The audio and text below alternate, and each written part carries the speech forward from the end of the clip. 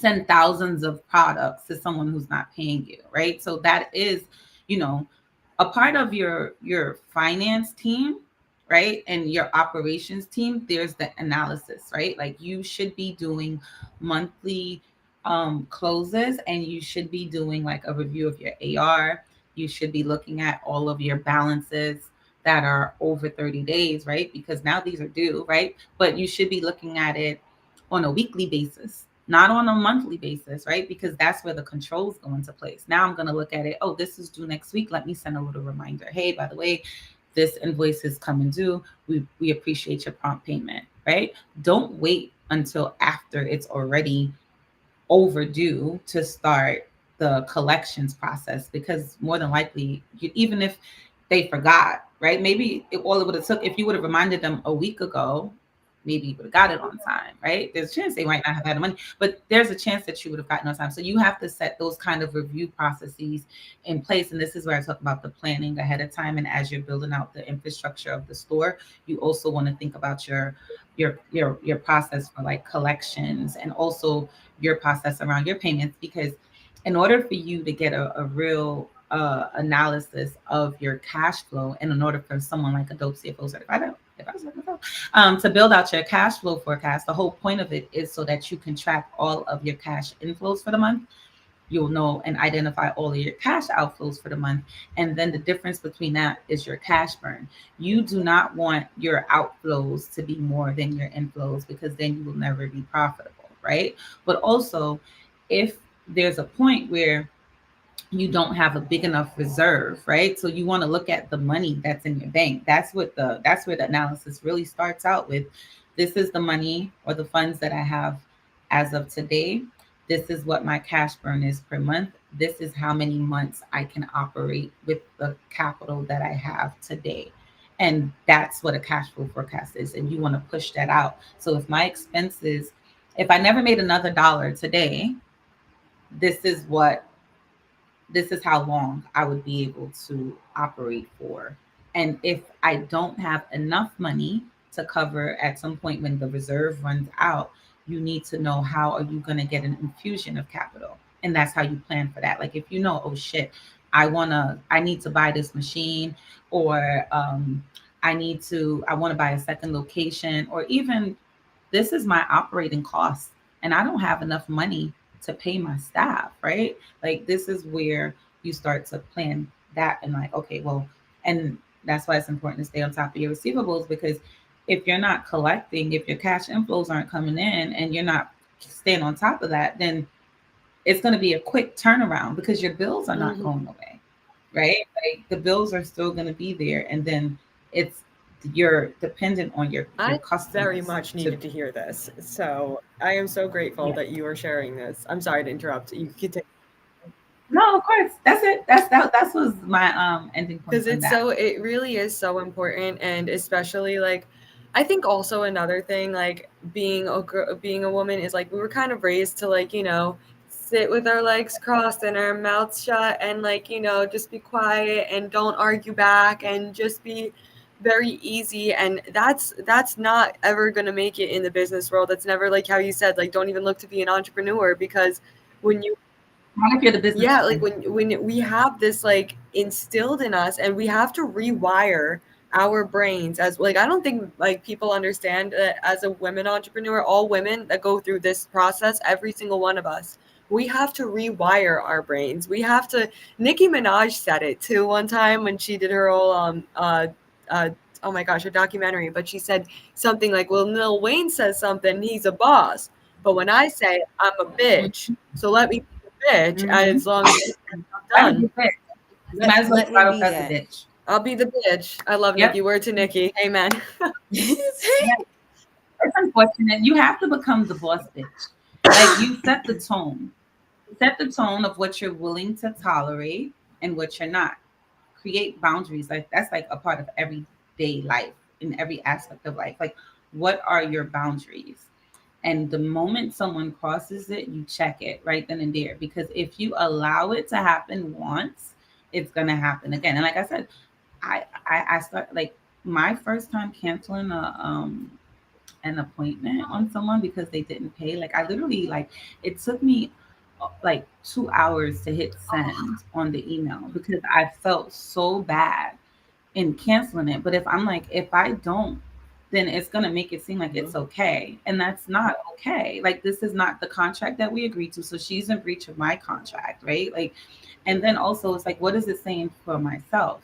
Like this is what I'm gonna tolerate. So if you don't pay me, I don't do the work. I'm not delivering because I'm a service-based industry, right? When you're service, like you're giving a product. They took the product, right? Like it's not you're not doing me a favor. I don't have to be nice about collecting my money. I mean, yeah, you're so right. Why do you have to be kind about that? I mean, I think initially, the email should be respectful, right? We're business owners. It's not like it's my money, right? Like, no, we're respectful, but you should never feel like and guess what? They should be bothered. They should be uncomfortable with the fact that they owe you. And the problem is that not enough people are uncomfortable with that. They have no problem owing. And personally, like when I owe somebody even like $20, like if we go to like the store and you get me like a Snapple, I'll be like, okay, I'll send you that $3 back. And like, like that's just how I'm made. That's how I was raised. That's just how I am. So I can't even fathom people just being so okay with owing people thousands of dollars. Because when you're in the game, you're not playing with just like little Snapple change. You're playing with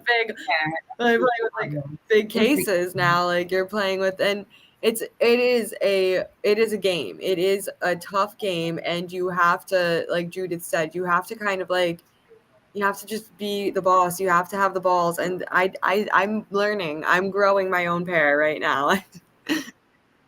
But also like for your brand, right? You should be paying attention to where is it being sold the most? Like what market stores within what demographics like obviously women are going to be like, that's your demographic, right? But like what locations? You shouldn't just be selling to anybody, because if they can't sell your product, then it doesn't make sense to waste it to go there, right? And also you don't want the retailer to start discounting your brand either, because once they buy it, they have to get it off the shelf. Otherwise, it's a loss for them, right? So you don't want to lose the luxury of pinks by like having people sell it for 50% off or like on a clearance just to for them to try. You're so right. Like I do recommend like, sell your product everywhere once, but in that one time, and also be careful. I hate to say it, but there's a blacklist of stores that do not pay brands, and I would recommend being updated on those stores and just knowing the list of stores that aren't paying the brands, because you need to know those stores cannot buy your products for a net 30. They have to pay COD, but they won't tell you they're on the blacklist. So if you offer them a net 30, they'll take it. And it's one of those things that you should be careful of, because I've made those mistakes where I've sold into stores that were on the blacklist and I didn't know it, and then bam, I don't see my money coming back. And not like they don't pay, but like it takes a while. So sell everywhere once, but make sure you do your research on the stores you're selling into. And now that the markets have been open for at least a year now, like there's some stores have been open for like 2 years. Some stores have only been open for, a couple months. So there's always going to be the new ones. And oh no. Oh yeah. Yeah. But that's where your market research comes into place, right? Like you shouldn't be operating blindly. Yeah. You should be looking at stores in areas that meet your demographic, right? Because if you shouldn't just be selling, you should not just be selling to any store once. I promise you that's the wrong way to go. You're a luxury brand, and with luxury comes like you don't see Chanel in. That's true too. Rainbow. Yeah, you were right. Actually, so that's you see Lil Duke, but she's not. She's right. She's 100%. Yeah. And it's no shade to Rainbow, right? But I'm just saying, like you have to.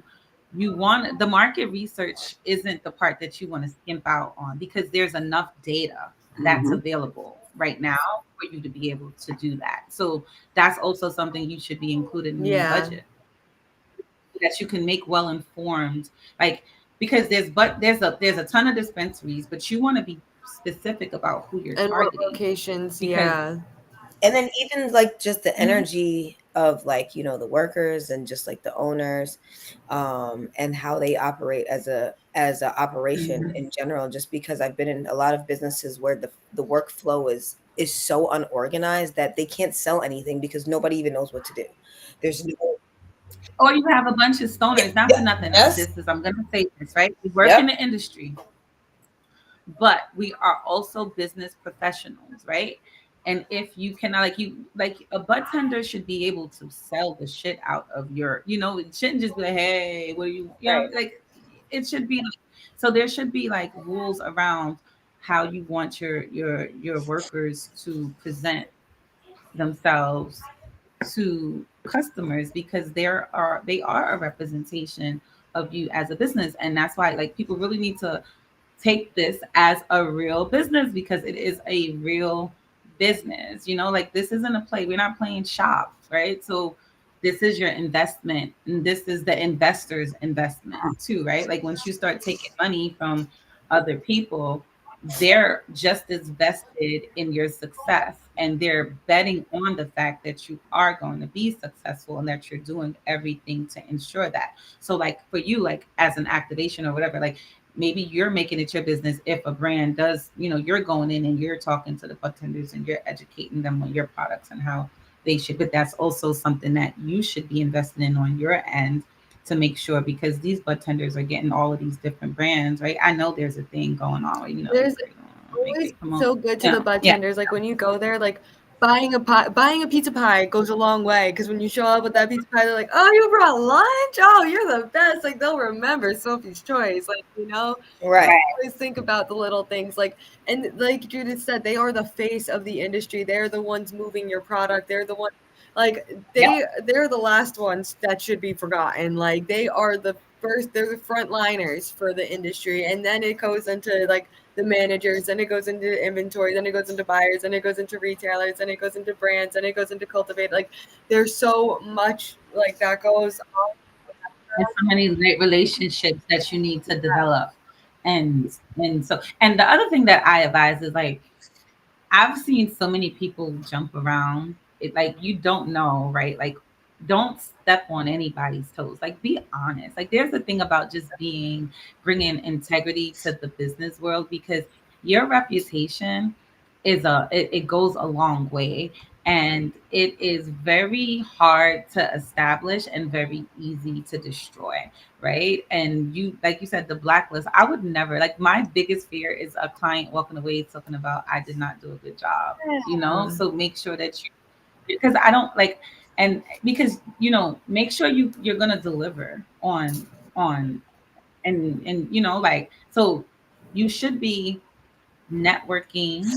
You can't operate in a bubble, and don't sleep on anybody, basically. Like don't just look for the most popular in your networking, right? Like it's nice to be seen, but also everyone that's at these events are also business owners, or they are somehow involved in the industry, and you don't know who's going to be the next big thing, or who knows.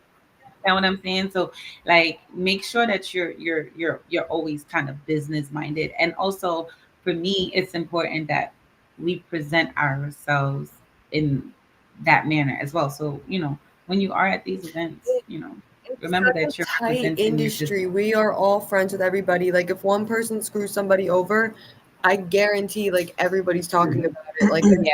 happens. It really does. I'm not saying anybody in this group chat was like, I know we're all No, very but yeah, I've heard already, you know. you know how it goes. Like I mean, Yeah. but you see the separation though, you know. Yeah. So it's Yeah. kind of, if you have common sense, you know, it's easier for you to maneuver, especially once you figure out what your niche market is and what you're actually like representing. Mhm. And it aligns. It Yeah. usually aligns very well. I've had the pleasure of being around great people in this industry. That also, just Mhm. like you guys have put me on game about like where and where not to go and what's worth your time and what's Right. not worth your time, because a lot of it is just like who has the best stuff, who can have people flying through the air at these little pop-up events, or like who can give out the most stuff. And I've actually, The bells and It's whistles. with the highest potency. Give yeah, it. and then the bud tenders are like, take care of your bud tenders. You're still here. We don't get anything. So They be the most disgruntled people at the event. They're like not, they're not wait a even minute.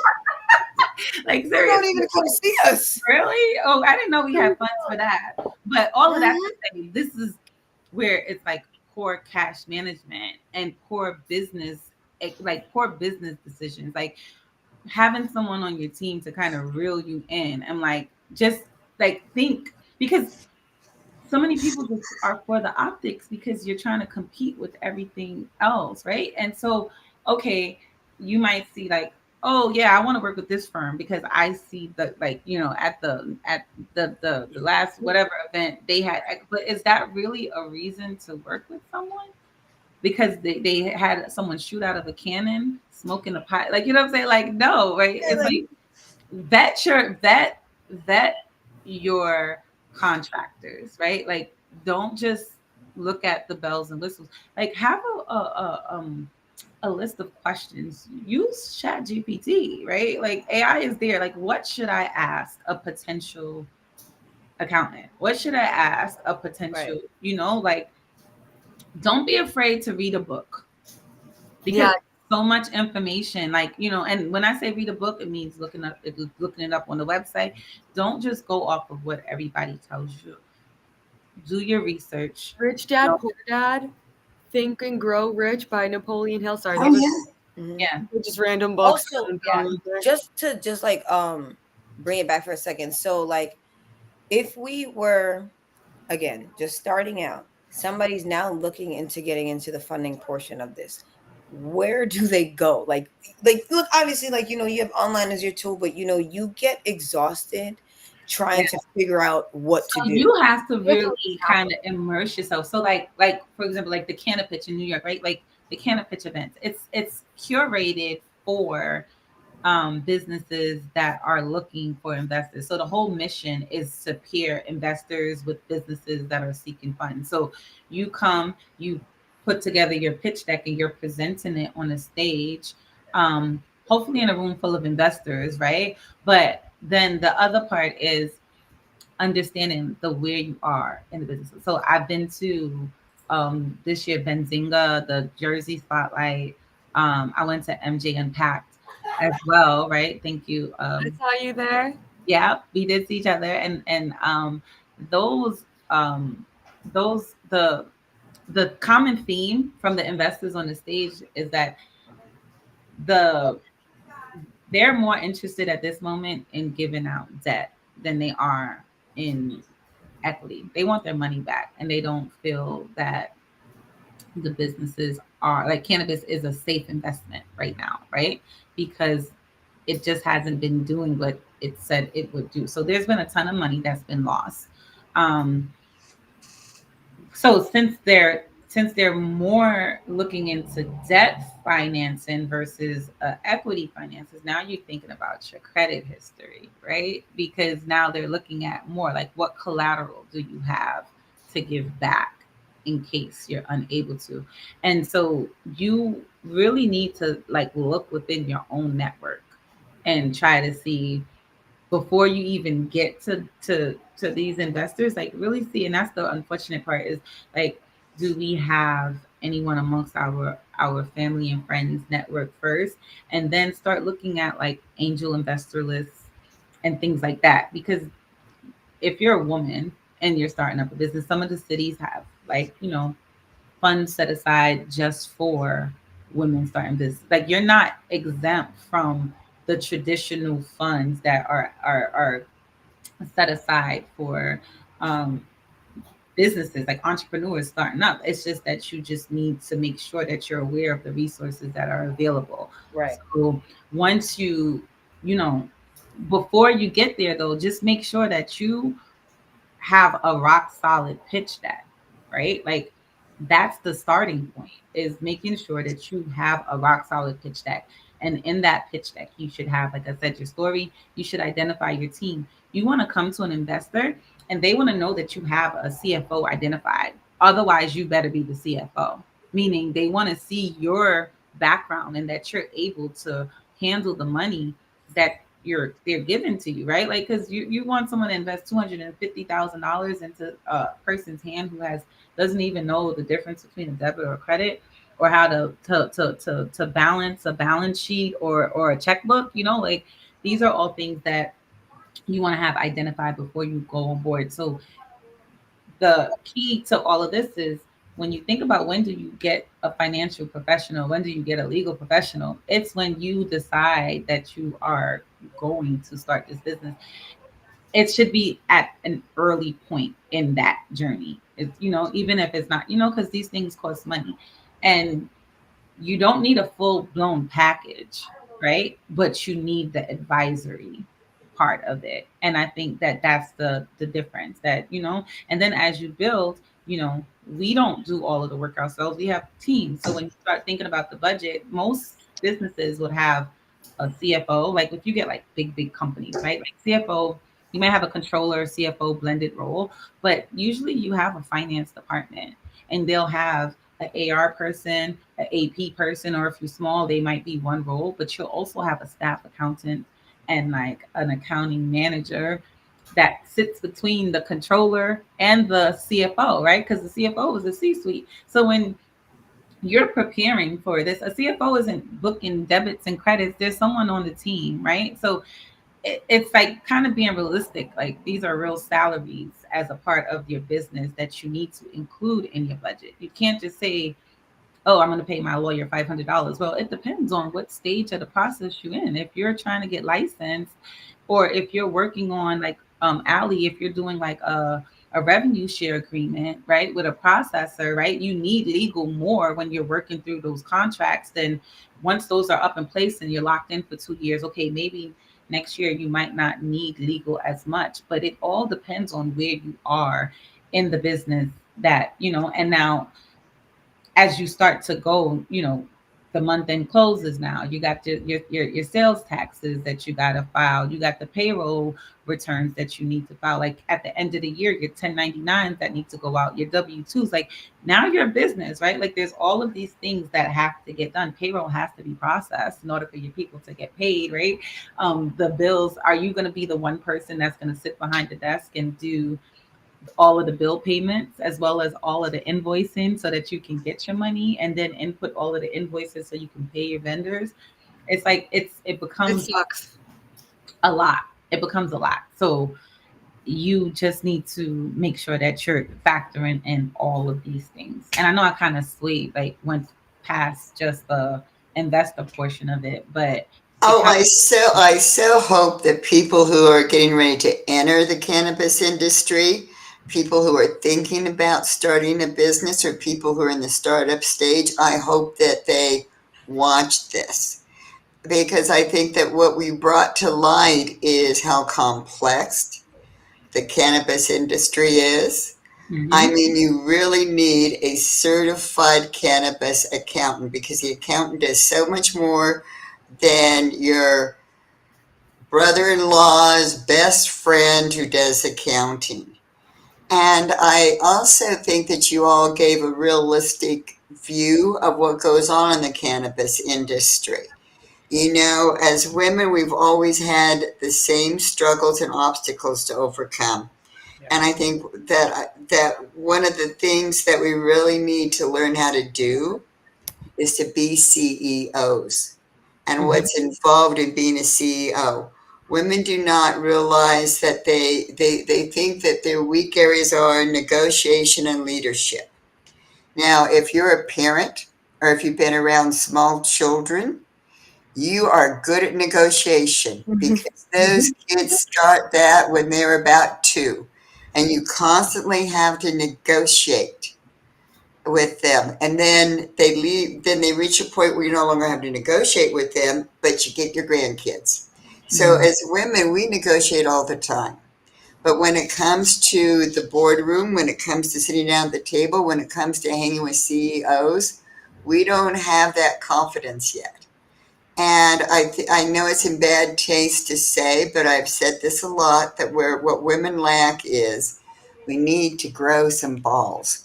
We Mhm. need to do business like men do business. And that doesn't mean that we're dishonest or not genuine, But Judith, I mean, you you talk the talk, because that's the other thing. If you're talking the talk, you got to walk the talk. And Mm-hmm. so we all need to step up and be the CEOs. And you all just brought so much to this conversation. This is great. And y'all know this cannot be the last one with the four of us. Judith, I mean, there's so much more that I think that you could add to this. And there's just so much more that just in a general conversation as women in the cannabis industry and in different segments of it that, we really do bring to the table and we bring to the public. And I'm looking forward to continuing these. And I think moving forward, we should also do ones on how to act like a CEO, not within the from concept to launch, but on a whole separate type of platform. Do a seminar on how to be CEO, on leadership, because I'm telling you, think about it. Haven't you been a leader a lot? As women, we do know leadership, we just don't practice it. And I hope this also brings the point across. Again, and I know I already said this, I'm going to repeat myself. You need a certified cannabis accountant. Yeah. Preferably a DOPE CFO Certified Yes. Advisor. Yes, ma'am. Shout out, Judith. Well, and truly, Judith, there's just while you were talking, I just have I started to formulate more questions. So there's another point in this whole development of Sophia's cannabis business where we really do need you back into the conversation. To kind of check out where we are and what we're doing right and what we're not doing right. Because in this industry, you cannot afford to make a mistake. Honestly, And it's people like you, Judith, who prevent us from making those mistakes. there's so Okay, many. ladies, one last word from any of you. Oh, Ali's sorry. trying to There say are so something. many stages to where you will need a professional cannabis accountant to help you through all of this. Not only with just getting the licensing and processing that and, capital and just getting that and banking and taxes, but you really do need an accountant to help you with your budgeting and everything. And, cannabis CPA is somebody that you should really look into. And I'm so excited to continue this conversation because there are so many other, like I said, aspects we could talk to about this and ways that we can talk about money and how to grow in the canna world. And I'm excited for Sophie too, because I can't wait to see your brand just take off.